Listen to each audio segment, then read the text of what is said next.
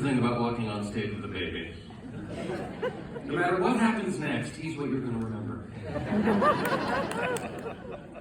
Let me ask you this. Why do we like babies?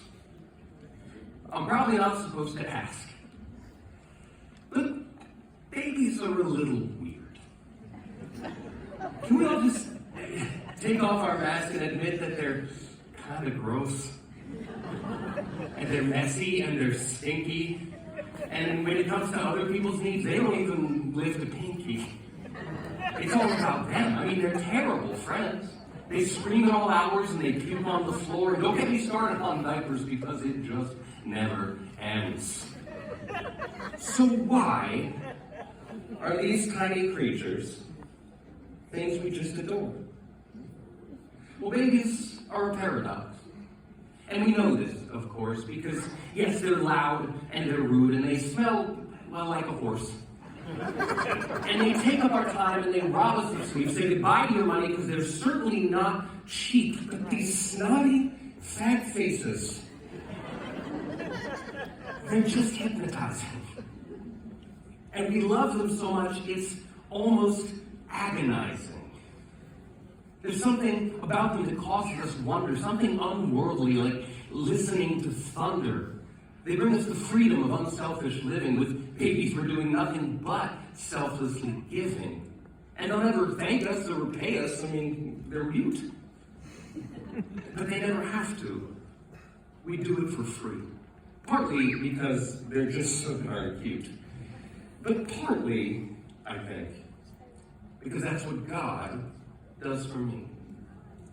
You see, we adults are a lot more like babies than we like to think. And not just because sometimes we also scream and stink, right? We humans are a paradox. We're creative and we're bold. We carry God's image from birth till we're old. We're capable, yes, of great goodness and love, but that's not the whole story. We're also sometimes kind of vile. We're both of these things. Both fit like a glove. We're beautiful souls whose sin has defiled. And we're trapped. And we're helpless. Apart from divine intervention, we've gone and ruined the design.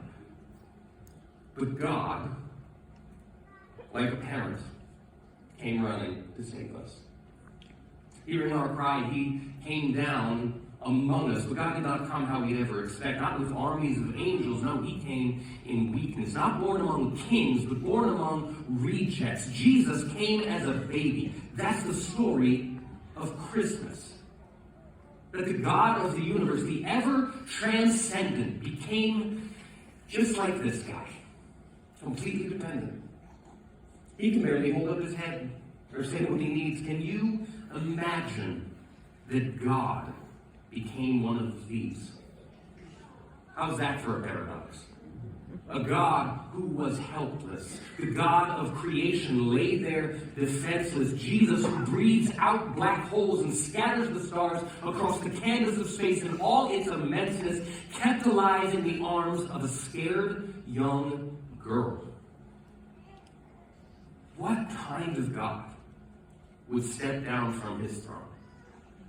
Would abandon celestial glory and make this weak flesh his home?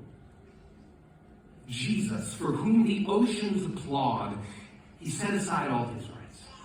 And that is some kind of God. An all-powerful one who conquers through weakness. And that, my friends, is the story of Christmas.